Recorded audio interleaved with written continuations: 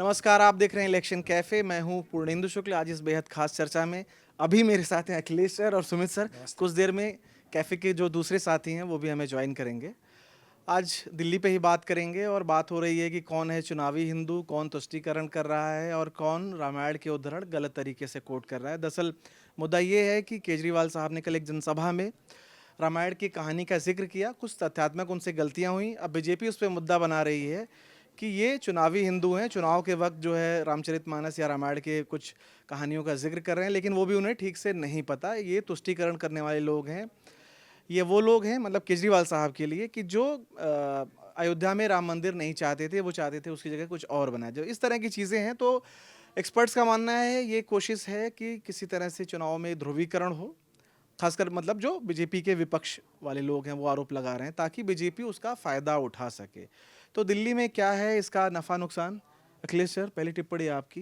BJP क्यों इसको इतना बढ़ा चढ़ा के, अगर उनसे गलती हो गई रामायण के उदाहरण को लेके, नहीं पता थी, कहानी थोड़ा इधर उधर हो गया, तो क्या इसका चुनाव पे क्या मतलब कोई बहुत बड़ा असर पड़ने वाला है? देखिए, ये मुद्दा तो एक बार पहले भी हमारी चर्चा में आ चुका है। जब उन्होंने पुजारियों को, ग्रंथियों को हर महीने 18,000 रुपये देने की बात कही थी, तब भी हमने ये मुद्दा उठाया था कि किस तरह से सॉफ्ट हिंदुत्व की लाइन पर अरविंद केजरीवाल चलना चाहते हैं। दरअसल अरविंद केजरीवाल के साथ सुविधा ये है, उनकी पार्टी के साथ, मैं व्यक्तिगत टिप्पणी नहीं कर रहा हूँ, उनकी पार्टी के साथ ये सुविधा है कि कोई विचारधारा वाली पार्टी नहीं है।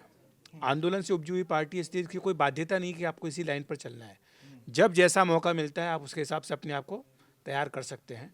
तो जब हिंदुत्व की बात चली तो आपने देखा होगा कि अरविंद केजरीवाल जी ने कहा कि जो नोट है, भारतीय करेंसी, उस पर लक्ष्मी जी, गणेश जी के फोटो क्यों नहीं छाप देते हैं। ये गुजरात चुनाव की बात है, क्योंकि तो पता था गुजरात में बीजेपी हिंदुत्व की पार्टी है, इसलिए वहाँ पर ये मुद्दा चलाया। फिर जब यहाँ पर उन्हें लगा कि राम तो चले गए, राम को तो बीजेपी ले गई, तो मैं किसको लेकर जाऊँ। तो उन्होंने बोला कि राम जी के सेवा के हनुमान जी, मैं इनको अपने साथ, मतलब मैं इनके साथ हो जाता हूँ। तो वो हनुमान जी का उन्होंने शुरू कर दिया। जो कनॉट प्लेस में मंदिर है वहाँ गए, फिर जगह जगह जो है सुंदरकांड का पाठ शुरू कर दिया। हनुमान चालीसा बैठ के हनुमान हनुमान चालीसा पढ़ी चालीसा पूरी पूरी पूरी। पढ़ दी। फिर उसके बाद जब बात हुई कि और थोड़ा कुछ और नया किया जाए, तो गणेश चतुर्थी पर, जो कि मतलब महाराष्ट्र का मेन फेस्टिवल है, यहाँ दिल्ली सरकार ने बाकायदा पूरा आधे घंटे का कार्यक्रम किया, जिसमें अरविंद केजरीवाल आए, पूजा पाठ किया, सब कुछ किया। वो सभी चैनलों पे लाइव भी दिखाया एक बार दिया। अक्षरधाम में भी उन्होंने दिवाली के मौके पे पूजा की थी। हाँ, तो ये सारी चीज़ें हैं जो बताती हैं कि जब मौका मिलता है उसके हिसाब से होता है। अब इसमें हुआ क्या कि ये जो मुद्दा आया, उसमें उन्होंने मारिच बोल दिया। मारिच नहीं बोला, उन्होंने बोला कि रावण जो है वो हिरण बन के स्वर्ण रूपी स्वर्ण, मृग हाँ। बन करके सीता जी को उन्होंने अपहरण कराने में भूमिका अदा की। अभी तथ्यात्मक रूप से गलत है। अगर आप रामायण के हिसाब से देखें तो ये तथ्यात्मक रूप से गलत है, क्योंकि जो मृग है वो तो मारिच बने थे, और ताड़का जो कि मारिच की माँ थी और एक तरह से रावण की नानी थी, वो जब ताड़का का वध किया था उसके बाद मारिच के मन में ये बात रही थी। और जो पूरी कहानी है, आप अगर जाएंगे तो मारिच और सुबाहु दोनों भाई थे। ये ताड़का का वध पहले कर चुके थे भगवान राम, और उसके बाद मारिच से उनके बार पहले भी मुलाकात हो चुकी थी, तब मारिच को मार के भगाया था भगवान राम ने। तो ये सारे प्रसंग आते हैं रामायण में। तो बीजेपी ने इसी बात को पकड़ लिया कि आपको ये पता नहीं है कि हिरण कौन बना था, और आप यहाँ दुनिया भर का ज्ञान दे रहे हैं, कह रहे हैं कि बीजेपी ये नहीं करेगी, बीजेपी वो नहीं करेगी। तो दिल्ली चुनाव दरअसल ये मनोरंजन का बहुत बड़ा माध्यम है। दिल्ली छोटा सा राज्य है, यहाँ पर मुद्दे जो हैं वो तो जो सब हो गए, सबने अपने अपने रेवड़ियाँ बांट दी। Half state full politics. Half state full politics. और यहाँ चुनाव सबको पता है कि रेवड़ी से होना है, कौन कितना दे रहा है उसी के हिसाब से होना है, कोई आइडियोलॉजी नहीं है, कुछ नहीं है। तो इसलिए सब मज़े ले रहे हैं। अब ये मुझे लगता है ये भी मनोरंजन ही है, ज़्यादा कुछ नहीं है। सुमित सर, सीएसडीएस का डेटा मैं स्टडी कर शादाब रहा आ गए। आ गए हैं, हम उनसे भी बात शादाब जी आ गए हैं, स्वागत है उनका। तो सीएसडीएस का डेटा मैं देख रहा था 2020 का, उसमें हिंदू वोटर्स में आपको बीजेपी पे सिर्फ 2% की लीड थी। 48% हिंदुओं ने आपको वोट किया, 46% बीजेपी को, 2% की लीड। लेकिन मुसलमान वोटर्स में 83% मुसलमान मतदाताओं ने आपको किया और बीजेपी को महज 3, मतलब 80% की लीड। मतलब जो 15% बीजेपी से ज़्यादा वोट आपको आए, उसमें देखा जाए तो भूमिका बड़ी मुसलमान मतदाताओं की थी। अब ये आंकड़ा तो बीजेपी के नेता भी पढ़ते होंगे, तो क्या ये पुश और लगाने की कोशिश है कि ये जो पिछली बार 2% का गैप है, वहाँ पे हमें और लीड मिल जाए तो सरकार इधर से उधर हो जाए? देखिए, मोटे तौर पर दिल्ली का जो जो जो वोटर है वो बहुत ही मिक्स, पढ़ा लिखा, समझदार कह लीजिए, या ज़्यादा उसके पास ज़्यादा इन्फॉर्मेशन है, ज़्यादा चीज़ें उसके पास है। वो इस तरीके से सोच कर वोट करे कि हिंदू हूँ तो मुझे इसको वोट करना है, या मुस्लिम हूँ तो इसको वोट करना है, ये अमूमन नहीं है। जहाँ तक मुस्लिम की बात है तो मुस्लिमों ने कहाँ वोट करना है दुनिया जानती है, भारत जानता है। इसमें हमको आपको ज़्यादा सोचने की ज़रूरत नहीं है। मतलब बीजेपी के खिलाफ वोट करना है, जो जीत रहा होगा उसको वोट करना है, ये कहा जाता है और ऐसा हो भी रहा है। बीते 24 के चुनाव के बाद से जो भी 2-3 राज्यों में चुनाव हुए हैं, यही ट्रेंड को देखा गया है। तो इसीलिए जो अखिलेश जी बात बोल रहे थे, मैं उसी बात को आगे बढ़ा रहा हूँ कि आम आदमी पार्टी को पता है कि मुस्लिम वोट तो हमको मिल ही जाएगा। हमको जो आप कह रहे हैं ना कि जो बढ़ाना है अंतर, इसीलिए हिंदुओं की तरफ हिंदू हिंदू हिंदू हिंदू करो, मंदिर की बात करो, रामायण के एग्जाम्पल दो, मंदिर जाओ, पूजा करो, ये सब चीज़ें उसी के कोशिश में कि बीजेपी के पास कम और हमारे पास ज़्यादा हिंदू आए। पर इस बार ऐसा नहीं है चुनाव में। आप जब ज़मीन पे उतरते हैं तो मैं इसलिए कह रहा हूँ कि 2 जगह मैं 2 दिन रह के आया, एक चांदनी चौक के इलाके में घूमा, एक नई दिल्ली के इलाके में घूमा।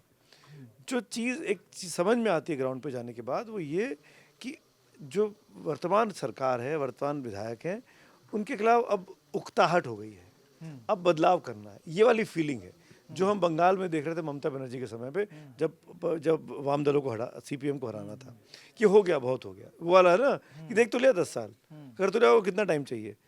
इस तरह की फीलिंग की बातें भी ग्राउंड से निकलकर सामने आ रही हैं, जिसको आप एंटी इनकम्बेंसी के तौर पर आप लोग जो चुनाव विश्लेषण करते हैं इस भाषा में बात करते हैं। मुझे नहीं पता कि कितने बड़े तबके में है ये, पर ये है, ये फीलिंग दिख रही है कि 10 साल तो मिल गया, कितना कितना वक्त और चाहिए, अब किसी और को देखते हैं, अब किसी और की बारी है। इन द मीन टाइम इस पूरे पैराफेलिया के बीच में कांग्रेस ने अचानक से अपने कैंपेन में एक आग भरने की कोशिश की है, एक चिंगारी लगाने की कोशिश की है जो आग बन जाए और जो ज्वाला बन के अब आम आदमी पार्टी को खाएगी या खुद कांग्रेस को खाएगी मुझे नहीं पता, पर कैंपेन ठीक ठाक मोड में कांग्रेस की पार्टी लेके जा रही है। और प्लस हमने लोकसभा चुनाव में देखा कि मुसलमानों ने बड़ी संख्या में कांग्रेस पर भरोसा जताया। यूपी में एक बात कर लीजिए, महाराष्ट्र की बात कर लीजिए, दिल्ली में ही, दिल्ली की जो चांदनी लोकसभा सीट की, जो चांदनी चौक की विधानसभा सीट है, वो कांग्रेस पार्टी जीती है दिल्ली में अभी। हालांकि आपके साथ टाई अप था, वो आपके साथ टाई अप था वो, पर लेकिन वो कांग्रेस को लीड है। तो अगर कांग्रेस ठीक से चुनाव लड़ रही है, अगर कांग्रेस वहाँ मुसलमानों में पैठ बना रही है, वहाँ से जो उनका 80% का गैप था, वो अगर उसमें अगर कांग्रेस 2-4-5% भी छीन ले रही है, तो नुकसान तो इन्हीं का होना है। इतना आपकी किटी में है कि नुकसान आपका होना है। प्लस बीजेपी में इस बार ज़बरदस्त एकता दिखाई दे रही है चुनाव कैंपेन में। बीजेपी में कोई धड़ा ऐसा नहीं दिखाई दे रहा। जितने ये ब्लेसिंग इन डिस्गाइज भी है। हाँ, कल आपने टॉपिक पे चर्चा की, कोई चेहरा नहीं है बीजेपी के पास। चेहरा नहीं होना इस वक्त फ़ायदेमंद लग रहा है मुझे। और ये इसकी बहुत बड़ी वजह ये कि चेहरा होता तो दिक्कत हो जाती, तो आधे आदमी घर बैठ जाते। ये मुझे लग रहा है कि बीजेपी की जो रणनीति है, मुझे ऐसा लगा कि ये फ्रूटफुल भी हो सकती है। बिल्कुल सही पॉइंट है, क्योंकि हमें किरण बेदी की याद आती है। जब किरण बेदी को जब बाहर से लेके आए तो सारे बीजेपी वाले चुनाव भूल गए कि चुनाव में क्या होना है, सब मिलकर के पहले किरण बेदी को निपटाने में लग गए। तो ये इस बार बीजेपी ने बहुत सोच समझ करके फैसला किया कि हमें कोई सीएम फेस नहीं करना। और जो आप बात मुस्लिम वोटर्स की कर रहे थे और कांग्रेस की बात कर रहे थे, कल हमने बहुत विस्तार से इसका एनालिसिस किया और इनके आंकड़े हैं पूर्णेंदु की, जो उन्होंने एक मॉडल बना करके रखा था दर्शकों के सामने कि अगर 5% वोट कांग्रेस पार्टी काट लेती है आम आदमी पार्टी के, तो क्या होगा। अगर 7.5% वोट काट लेती है तो क्या होगा। अगर 7.5% वोट कट जाता है बीजेपी और आम आदमी पार्टी कांग्रेस दोनों की ओर से आम आदमी पार्टी के वोट में, तो फिर बीजेपी की सरकार बन सकती है, 50 से भी ज़्यादा सीटें उनको आ सकती है। तो इसलिए कांग्रेस भी एक बहुत बड़ा फैक्टर इस चुनाव में है। बिल्कुल, कांग्रेस चूँकि पूरी तरह से कोलैप्स कर गई, इसलिए आम आदमी पार्टी की सीटें इतनी ज़्यादा चली गई, वोट परसेंटेज इतना ज़्यादा चला गया। लेकिन बीजेपी वहीं रही। बीजेपी 40 का आंकड़ा पार नहीं कर पाई। बीजेपी ने जब 40 का आंकड़ा पार किया तब उसकी सरकार बनी थी 1993 में। बिल्कुल। उसके बाद से उसकी कभी सरकार नहीं बनी, क्योंकि 40 का आंकड़ा उसने पार नहीं किया वोट प्रतिशत में। बस एक मिनट, अखिलेश सर को जाना है तो एक छोटी सी टिप्पणी ले लेते हैं, क्योंकि अभी योगी जी की एंट्री बाकी है। अभी एक चीज़ और भी है, प्राइम मिनिस्टर की एंट्री भी तो बाकी है। लेकिन 5 तारीख की वोटिंग के दिन ये ऑफिशियल हो गया है। प्राइम मिनिस्टर उस दिन स्नान करेंगे, संगम में डुबकी लगाएंगे। दिल्ली में वोट चल रहे होंगे, प्राइम मिनिस्टर की तस्वीरें स्क्रीन पे चल रही होंगी, वो संगम में स्नान कर रहे होंगे, आशीर्वाद ले रहे होंगे मां गंगा दोनों का। पॉइंट पे आपकी क्या टिप्पणी है? योगी जी क्या फिर ले आएंगे वो कि बटोगे तो कटोगा ना, कटोगे का नारा? बिल्कुल बिल्कुल। ये तो आपने देखा है कि महाराष्ट्र चुनाव में उन्होंने किया था, और एक बड़ा फैक्टर ये भी माना गया जो चुनाव परिणाम आए महाराष्ट्र में, कि ये जो नारा था बटोगे तो कटोगे, ये चला वहाँ पर महाराष्ट्र में। और दिल्ली में खासतौर से योगी जी जो 14 सभाएं करने जा रहे हैं, 23 तारीख से उनकी सभाएं शुरू हो जाएंगी, यानी परसों से।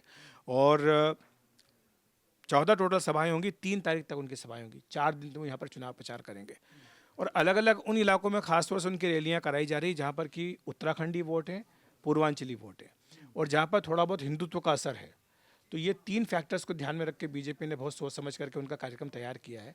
और मुझे लगता है कि उनको बुलाया इसीलिए जा रहा है ताकि थोड़ा सा माहौल उसमें तेज़ी लाया जाए। थोड़ी दिल्ली में ठंड भी हो रखी थी, तो उसको थोड़ा गरमाया जाए माहौल को। तो मुझे लगता है कि उनके आने से ये ज़रूर होगा ज़मीन पर असर। और ये जो मुद्दे आप कह रहे हैं, हो सकता है कि इनका भी जिक्र वो करें।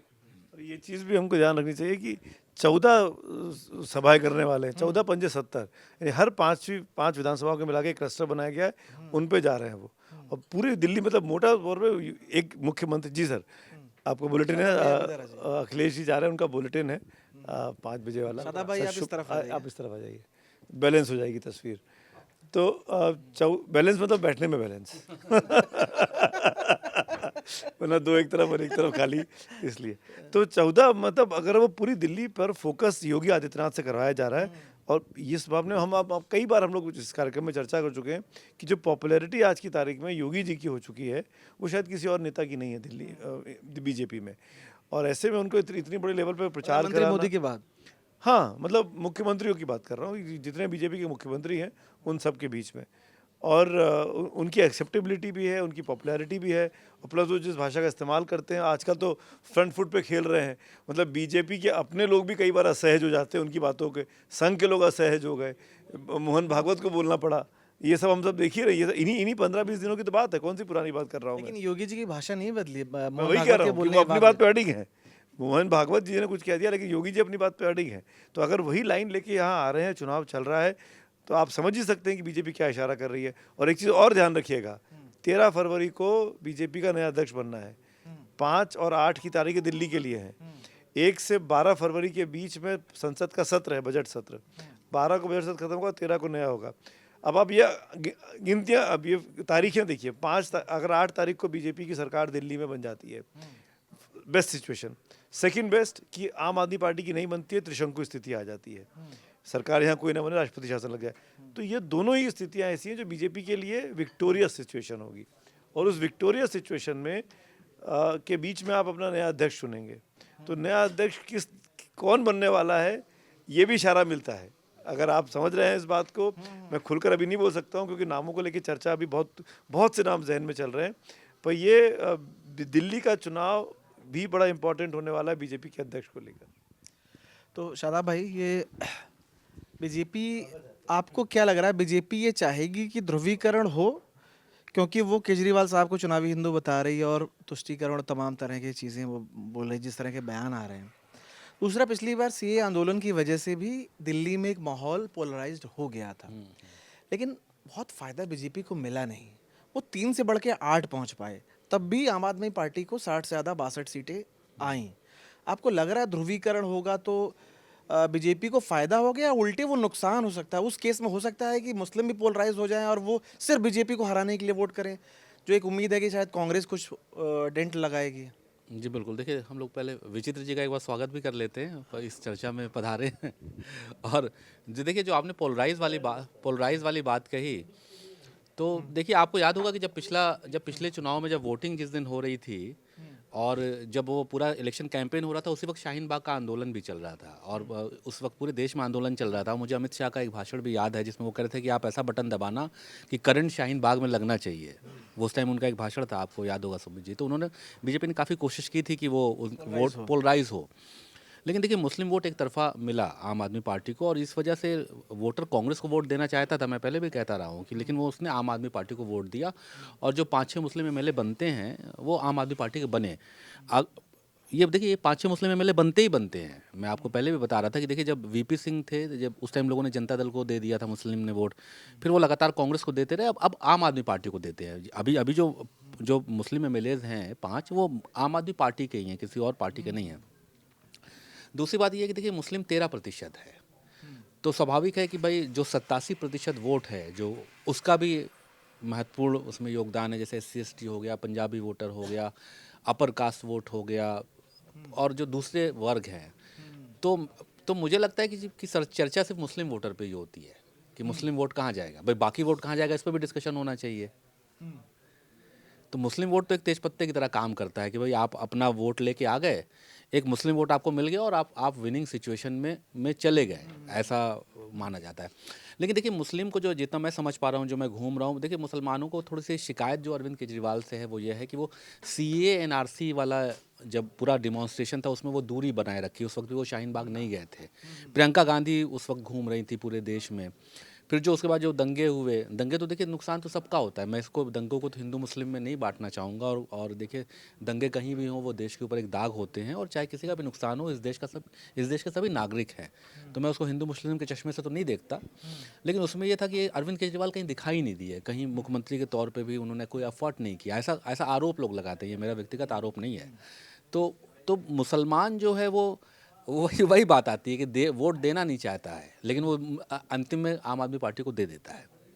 दूसरी बात ये है कि देखिए इस बार केजरीवाल साहब ने क्या किया है कि उन्होंने जो मुस्लिम बहुल इलाके हैं उन्होंने मुस्लिम कैंडिडेट जो अपने MLA थे उनका टिकट काटा है, और उन्होंने नए लोगों को मौका दिया, क्योंकि वो समझ रहे थे कि हमारे इस कैंडिडेट को वोट नहीं मिलेगा, क्योंकि लोगों की नाराज़गी है कि ये आए नहीं आंदोलन के दौरान या उसके बाद जो दंगे हुए उसमें नहीं आए। जैसे आप चले जाइए सीलमपुर, उन्होंने टिकट काट दिया। एक दूसरी विधानसभा है जैसे मटिया महल, उन्होंने टिकट काट दिया। नहीं, मटिया महल में नहीं काटा, उधर ही काटा उन्होंने। मुस्तफ़ाबाद सीलमपुर की तरफ उन्होंने टिकट बदले, दो मुस्लिम MLAs के बदले, और उसको कांग्रेस ने टिकट दे दिया। तो मुझे लगता है कि अगर मैं पार्टिकुलर मुस्लिम वोट की बात करूं तो मुझे लगता है कि जो लार्जली जो पोलराइज वाली बात है वो मुझे लगता है कि आम आदमी पार्टी को ज़्यादा चंक इस बार भी मिलता हुआ मुझे दिख रहा है। कांग्रेस मुझे 2-3 सीटों पे लड़ती हुई दिखाई दे रही है, अगर सिर्फ पार्टिकुलर आप मुस्लिम कैंडिडेट या मुस्लिम के लहजे की से बात करें तो। बाकी जैसे सुमित जी ने कहा कि भाई देखिए मुद्दे तो दिल्ली के बहुत ढेर सारे हैं, बिजली, पानी, रेवड़ी बांटने की होड़ लगी हुई है कि कौन ज़्यादा रेवड़ी बांटता है। जो भाजपा सबसे ज़्यादा आलोचक थी आम आदमी पार्टी की कि भाई ये रेवड़ी बांट रहे हैं, भाजपा उससे ज़्यादा रेवड़ी बांटने का वादा कर रही है, कांग्रेस भी कर रही है। तो जनता तो भाई दिल्ली की जनता ये है कि मैं दिल्ली की जनता से ये कहना चाहूँगा कि भाई जो ये रेवड़ी बट रही है आपका ही पैसा आपको मिलेगा। ये हम जो इनकम टैक्स या GST जो सामान लेते हैं, GST देते हैं, सरकार अपने पास से कोई पैसा नहीं देने जा रही है, सरकार तो आपका ही पैसा लेके आपको दे देगी। तो ये रेवड़ी पे बहुत ज़्यादा खुश होने की ज़रूरत नहीं है, चाहे किसी पार्टी की सरकार बने, पैसा आम आदमी का पैसा है और वो आपका पैसा इधर से लेंगे दूसरे हाथ से दे देंगे। तो मेरा इतना ही कहना है कि रेवड़ी पे ज़्यादा वो नहीं होना चाहिए, खुश नहीं होना चाहिए। विजित सर, एक दो चीज़ें हैं पिछले अगर कुछ दिनों के घटनाक्रम को देखें। एक तो ये है कि रोहिंग्या या बांग्लादेशी वाला जो मुद्दा है, LG साहब ने भी चिट्ठी लिखी है कि दिल्ली पुलिस को कि भाई ज़रा जांच करिए। और पहले भी आपने देखा वोटर लिस्ट में उसको लेकर के बहुत बीजेपी ने मुद्दा बनाने की कोशिश की। फिर आप देखेंगे कि कल का जो उनका वो है कि जो गलत उद्धरण उन्होंने पेश किया है, तथ्यात्मक गलतियां थी, बीजेपी उसको मुद्दा बना रही है कि इनको कुछ पता है नहीं, ये चुनावी हिंदू हैं, ये तो तुष्टीकरण वाले लोग हैं। एक बात वो है, और एक बात और भी देखेंगे कि भाई 13% मुस्लिम आबादी है, लेकिन टिकट देने के मामले में बीजेपी और उनके सहयोगियों ने एक भी टिकट मुसलमानों को नहीं दिया। आपने 5 टिकट दिए और कांग्रेस ने 60 टिकट। तो ओवरऑल आपको क्या लग रहा है कि ध्रुवीकरण की कोशिश हो रही है? दूसरी बात, क्या इससे किसी को फ़ायदा मिलेगा, और मिलेगा तो किसे? पहले तो दिल्ली के चुनाव में जो तीनों प्लेयर हैं, कांग्रेस, बीजेपी और आम आदमी पार्टी, इन तीनों की जो राजनीति एक दूसरे से इस तरह से गुंथी हुई है, जैसे लगता है कि एक अगर कोई डोर अपना खींचेगा तो दूसरा ऊपर जाएगा और तीसरे की गर्दन फंसेगी। तो मुझको एक शेर याद आता है कि सब जिस तरह की राजनीति कर रहे हैं उसमें कि दामन पे कोई छींटना, खंजर पे कोई दाग, तुम कत्ल करो हो कि करामात करो हो। ये तीनों मिलकर के ऐसा लगता है जैसे दिल्ली की सुपारी ले चुके हैं। ये तीनों पार्टियों की वो स्थिति है, और ये तीनों पार्टियां जिस तरह से फ्रीबीज के नाम पर जो राजनीति कर रही हैं, मैं आपके राम वाले सवाल पर आऊँगा जो केजरीवाल ने कहा, उससे पहले फ्रीबीज का सवाल है। आज ही मैं सुन रहा था केजरीवाल का, वो बोल रहे थे कि बीजेपी आएगी तो आपको शिक्षा नहीं देगी। क्योंकि बीजेपी ने अपने संकल्प पत्र में कहा है कि गैर जो ज़रूरतमंद हैं उनको, उन बच्चों को हम मदद करेंगे। तो कौन है ज़रूरतमंद, कोट अनकोट? अगर बीजेपी सच्ची नीयत के साथ है सवाल लाई है कि ज़रूरतमंदों को मिलनी चाहिए, तब तो बात समझ में आती है। लेकिन केजरीवाल का ये कहना कि हम सबको फ्री में देंगे, दुनिया में कोई भी इकोनॉमी ऐसी नहीं, हमें कोई अर्थशास्त्र का तो ज्ञान नहीं है वैसा, लेकिन जो दुनिया में कहीं भी कुछ हुआ है, बड़ी से बड़ी आर्थिक मंदियां आई हैं, वो भी बिना काम के नहीं सुधरी हैं। सबसे बड़ी आर्थिक मंदी 1930 में आई थी इस दुनिया में। उस समय अमेरिका के राष्ट्रपति रूजवेल्ट थे। रूजवेल्ट ने क्या कहा कि लोगों से कहा कि अपने प्रशासन से कहा कि लोगों को काम दो, पार्क बनवाओ, सड़क बनवाओ, कुछ ना हो तो मूर्तियाँ बनवाओ, कुछ भी बनवाओ, लेकिन काम दो और काम के बदले पैसा दो। उससे इकोनॉमी को आधार मिला और ये दुनिया, अमेरिका ही नहीं पूरी दुनिया निकली, अमेरिका उसके बाद तो और मजबूती से उभरा। मनरेगा था, मनरेगा से क्या है कि आप काम कराते हैं, पैसा देते हैं, लेकिन वो काम कराते हैं, तो उससे क्या होता है कि कुछ नई चीज़ें भी बनती हैं और पैसा जाता भी है लोगों के बीच, लोगों की बाइंग कैपेसिटी भी, परचेजिंग कैपेसिटी भी बढ़ती है।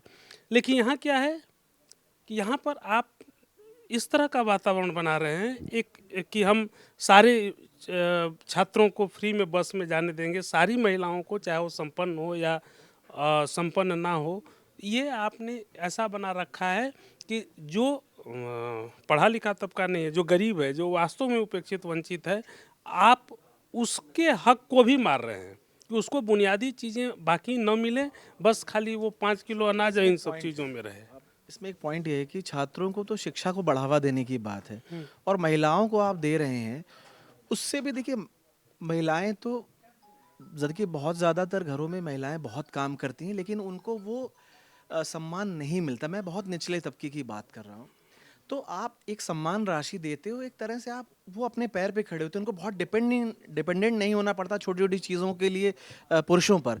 तो वो तो एक उनको आत्मबल देने का भी तो एक उस तरीके से तो देखा जा सकता है। लेकिन दिल्ली देश के सबसे अमीर राज्यों में से है, इसको भी आप याद रखिए। यहाँ पर उतनी गरीबी नहीं, जितना इसीलिए अमीर होता है उसमें उतना ही कॉन्ट्रास्ट भी दिखेगा कि एक लेकिन- तरफ बड़ी बड़ी ऊंची इमारतें और दूसरी तरफ बड़ी बड़ी झुग्गियां। तो उसमें जो विपन्न है या जिनकी आर्थिक स्थिति खराब है, आप उनके लिए कुछ करें और उसमें ये करें कि उनका फ्यूचर कैसे होगा। उनके लिए रोजगार के साधन के तौर पे आपने क्या किया? आपने ऐसी कौन सी व्यवस्था की? अच्छा, आप जो बात कह रहे हैं ना, मैं आपकी बात को सेकंड ही कर रहा हूँ। कल मैं घूम रहा था नई दिल्ली इलाके में। नई दिल्ली मुख्यमंत्री की सीट है, अरविंद केजरीवाल की। हाँ, पूर्व मुख्यमंत्री मतलब हाँ। लगातार मुख्यमंत्री दिए इस सीट में। शीला दीक्षित 3 बार रही, 3 बार ये रह लिए, फिर अभी मतलब मुख्यमंत्री होंगे, वो खुद ही बोल रहे हैं कि मैं ही हूँ, मैं ही हूँ। मैं बता रहा हूँ। मैं मतलब उस पर तो प्रोग्राम देखिएगा आप, अभी ऑन एयर होने वाला है, कल होगा शायद, सब कुछ ठीक रहा। Carnival, NDTV election carnival. लेकिन मैं ये कहना चाह रहा हूँ कि ये जो फ्रीबीज की आप बात कर रहे हैं ना, एक महिला बोली मुझे, उन्हीं और वो झुग्गी में रहने वाली महिला। मैंने कहा आपको तो पैसे मिलने वाले हैं, 2100 रुपये दे रहा है, कोई 2500 दे रहा है। तो बोली कितने दिन का खाऊंगी मैं 2100 में? तो कहा मतलब? तो बोली 2100 तो ख़त्म हो जाएगा ना। तो मैंने कहा कि नहीं, आपको अगले महीने फिर मिलेगा। मैंने बताया इनोसेंट बन के कहा अगले महीने फिर मिलेगा। तो बोले आप समझ नहीं रहे भैया, 2100 से नौकरी थोड़ी मिलेगी। हाँ, हमको नौकरी चाहिए ताकि हमको पता तो लगे कि ये हम आगे क्या कर सकते हैं। और आज की तारीख में 5000 रुपये की नौकरी में कुछ नहीं होता है। हम दिल्ली, हम यहाँ रहते हैं, तो उनकी जो ज़रूरतें हैं उसमें 2100 दिल्ली में कुछ भी नहीं है। आपको दूर दराज के इलाकों के लिए, ग्रामीण इलाकों के लिए हो सकता है कि 2100 रुपये बहुत लगता हो कि महिलाओं को मिलने वाले हैं, पर और दिल्ली सरप्लस राज्य है तो दे भी दे रहा है, प्रॉफिटेबल राज्य है। पर मेरे ख्याल से ये बात पब्लिक को समझ में आ रही है। वो ये नहीं चाह रहे कि फ्रीबीज बंद हो जाए, वो चाह रहे हैं फ्रीबीज भी मिलते रहे पर नौकरी का इंतजाम हो जाए। वो दोनों चीज़ें चाहिए। सर एकदम सही कह रहे हैं। मुझे इसी से याद आया कि आज से 20 साल पहले जब मनरेगा लागू हुआ था तो एक दिन काम का 100 रुपये था, 3000 रुपये महीने का। आज आप 2100 दे रहे हैं। आज से 100 दिन ही तो काम थे। हाँ, लेकिन 100 दिन का तो गारंटी थी ना भाई। गारंटी, तो 100 दिन गारंटी, लेकिन ये 100 दिन का नहीं था कि 100 दिन से 151 दिन नहीं होगा। इस चीज को मिनिमम है ये, 100 तो मिनिमम 100 दिन था। और तो आज दूसरी बात यह है कि अगर उस समय आज से 20 साल पहले 3000 मिलता था तो उसके जगह आज 2100 क्या है? आप 2100 के नाम पर लोगों को भ्रम में रख रहे हैं, लोगों को आप झुठला रहे हैं। ये तो एक बात हुई। दूसरी बात मैं आऊँगा राम के सवाल पर। देखिए, भगवान राम इस देश की हमारी सभ्यता के सबसे महान व्यक्तित्व हैं जिनको कि हर व्यक्ति ने अपनी तरह से पूजा है। तुलसीदास तो गुलाम मानते थे, तुलसी सर नाम गुलाम है राम को, जाकर रुचय सो कहे कछ कोई। वाल्मीकि ने उनके साथ व्याख्या की, वो तो समकालीन थे। कबीर तो राम को अपने पति की तरह मानते थे कि राम मोरे पिया मैं राम की बहुरिया। अल्लामा इकबाल ने लिखा इमामे हिंद राम को।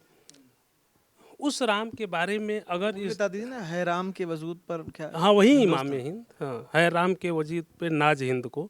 तो मेरा ये कहना है कि उसी राम के बारे में अगर अरविंद केजरीवाल न्यूनतम जानकारी भी नहीं है तो ये बड़े दुख की बात है। इसका मतलब है कि वो जो अपने आप को आप मंदिर में जा रहे हैं वो न दिखाएं तो कोई दिक्कत नहीं है।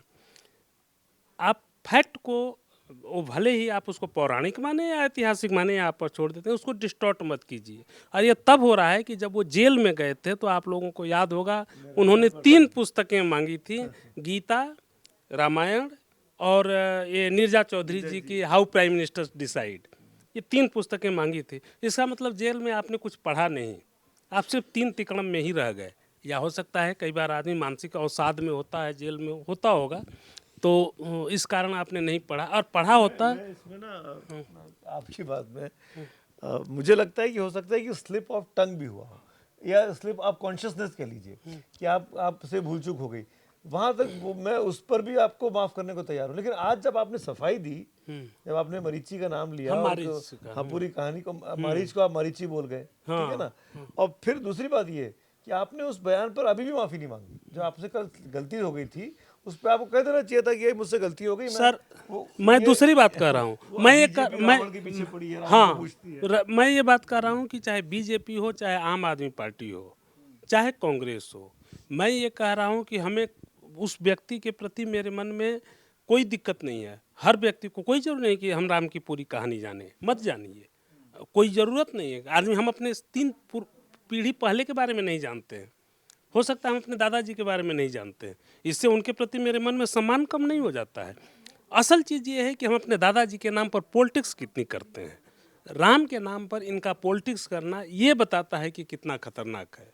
ये आम आदमी पार्टी का ही नहीं है, ये बीजेपी का भी है और सब लोग अपने, कांग्रेस का भी था। कांग्रेस अब आज नहीं कर रही है कि कांग्रेस के पास करने के लिए कुछ बचा नहीं तो अपने समय में उसने भी किया था, चाहे वो मंदिर का ताला खुलवाना हो, चाहे राम मंदिर विध्वंस बाबरी मस्जिद विध्वंस के समय में नरसिम्हा राव का सो जाना हो या पूजा में चला जाना हो, जो भी हो कारण। तो इस तरह की चीज़ें हैं। तो ये राजनीति अभी भी हो रही। मुझे नहीं मालूम कि दिल्ली में मंदिर भगवान राम के नाम पर राजनीति किसको फलीभूत होगी, किसको नहीं होगी, लेकिन ये चीज़ें तो चल रही हैं। तीसरी बात, एक बात खाली करूँगा मुसलमानों को लेकर। मुसलमानों को इस देश में हर पार्टियां टेकन फॉर ग्रांटेड ले रही हैं। आपने कहा हमसे कि बीजेपी ने एक भी टिकट नहीं दिया। बीजेपी क्यों टिकट देगी? बीजेपी जानती है कि कोई भी मुसलमान उसको वोट नहीं देता। कोई का मतलब कि ज़्यादातर, ये उसके दिमाग में, हाँ ऑलमोस्ट ऑल। लेकिन जिनको बीजेपी मुसलमान वोट उसके खिलाफ कम से कम दिल्ली में ही देते रहे हैं, चाहे वो केजरीवाल की पार्टी को 2015 में भी ज़ाहिर कर दिया, 2020 में भी दिया। आपने कितनी 7 सीटें दी? आबादी 13% सीट दे रहे हैं, 7, वो भी मुसलमानों का जो मुस्लिम बहुल सीट है। ये आपकी कौन सी राजनीति है? आप जाते हैं गुजरात में चुनाव लड़ने और बिल्किस बानो जैसे संवेदनशील मुद्दे पर उसी साल हुआ था, उसके दोषियों को छोड़ दिया गया था, आप एक शब्द नहीं बोलते हैं। ये कौन सी राजनीति है? और कांग्रेस तो सेकुलरिज्म का चैंपियन बनती है। आप ही ने बताया कि 5 सीटें कम से कम कांग्रेस ने 7 दिए, केजरीवाल ने 5 दिए। अच्छा उल्टा, सॉरी। तो आपने 7 दिया तो उसने तो 5 का मतलब हुआ कि 5 दून मने कि 40% सीटें दी, 4%, सॉरी कितनी दी? 7 हुआ, 10% थोड़ा उससे कम हो। इसने 10% दिया 10%। और उसने करीब 8% के करीब दिया, मान लीजिए 7 से 8%। आपने 10% दिया। आपके पास कहा जा रहा है कि कांग्रेस जीतने की स्थिति में नहीं है। जीतने की स्थिति में अगर नहीं है तो कम से कम आप 13% ही दे दिए, 2 सीटें और दी होती। अगर आपको यही रखना था, अगर इम्प्रेशन ही देना था, इसीलिए मैंने शुरू में वही कहा कि दामन पे कोई छींट ना, खंजर पे कोई दाग। तुम कत्ल करो हो कि करामात करो हो, ये लोग यही काम कर रहे हैं। और इसीलिए तीनों में से कोई ऐसा नहीं है जो आपको थोड़ा अलग दिख रहा हो। मुझे तो नहीं दिखता, आप लोगों को दिख रहा हो तो ये दूसरी बात होगी। विचित्र जी का वोट दिल्ली में है। दिल्ली में हम सब तो, मैं तो यूपी वाला हूँ, मेरा आप- दिल्ली में आप भी है। दिल्ली में हैं, आप इनका अच्छा 3 लोग दिल्ली वाले भाई, मैं अकेला यहाँ माइनॉरिटी में हूँ। तो ये जो 3 लोग हैं ये तय करेंगे 5 तारीख को कि दिल्ली में किसकी सरकार बनने वाली है। इन्हीं से हम लोग पूछेंगे उस दिन। तो आज की चर्चा में बस इतना ही। कल किसी और विषय के साथ, तब तक के लिए धन्यवाद।